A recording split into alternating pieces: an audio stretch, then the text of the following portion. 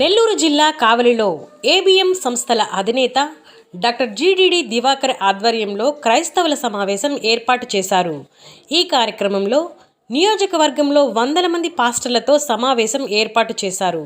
YCP అవినీతి పాలన పోవాలని, మళ్లీ జగన్మోహన్ రెడ్డిని గెలిపించుకుంటే ఆంధ్రప్రదేశ్ని ఎవరికి పడితే వారికి తాకట్టు పెడతారని చెప్పారు.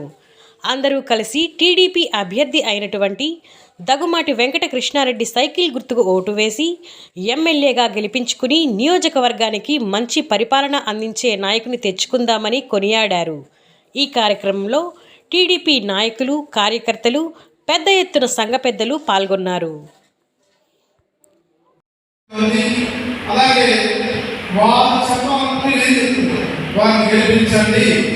ప్రతి ఒక్కరు ఓటేయండి, వేస్తే మన పిల్లలు బాగుపడతారు,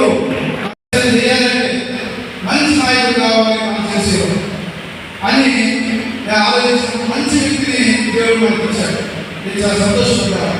అబ్బా చాలా మంచి వ్యక్తి, ఎందుకంటే కింద నుంచి పైపించిన వ్యక్తి, భూస్వామి కాదు ఆయన, కింద నుంచి పైపించిన వ్యక్తికి కష్టాలు తెలుసు కాబట్టి మన ప్రేమించడానికి ఒక నమ్మకం ఏర్పడింది.